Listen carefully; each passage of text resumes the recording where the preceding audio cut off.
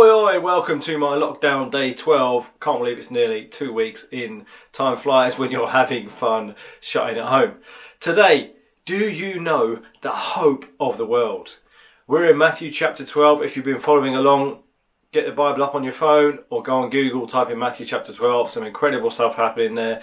And three things really hit me today. First one in verse 21, talking about Jesus, written hundreds of years before he was born, a prophecy by a guy called Isaiah. And it says, his name will be the hope of all the world. Right about now, this world needs some hope.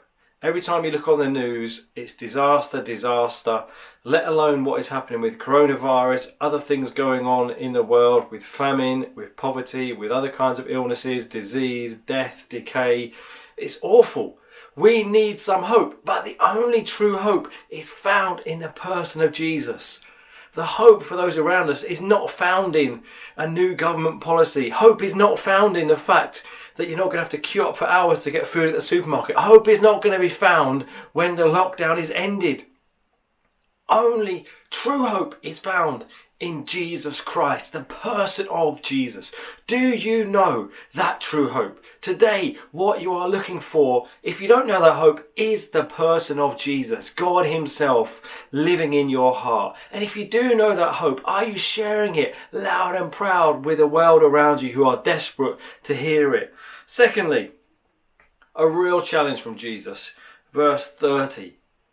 Do you sometimes think you're on his side just because you're a nice person, just because you're religious, because you believe in God in a certain way?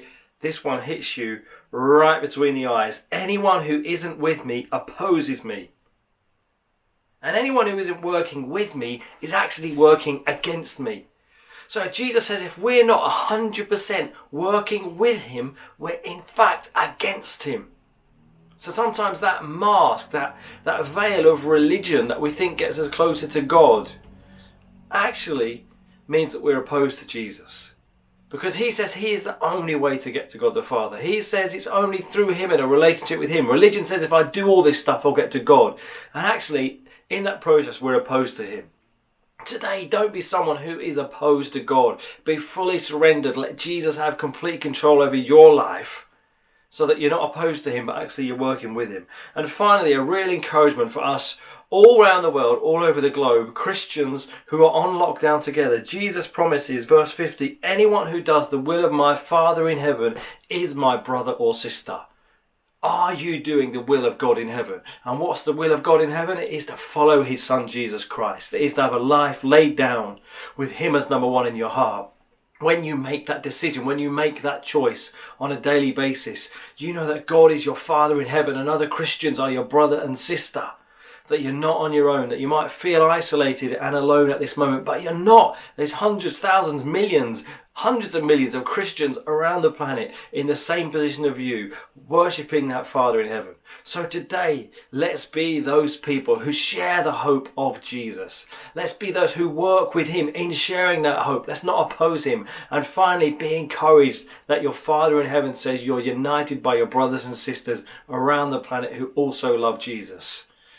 I'd love to hear your comments, your feedback. If you want me to pray for you, please do pray for you. Please do send me a message.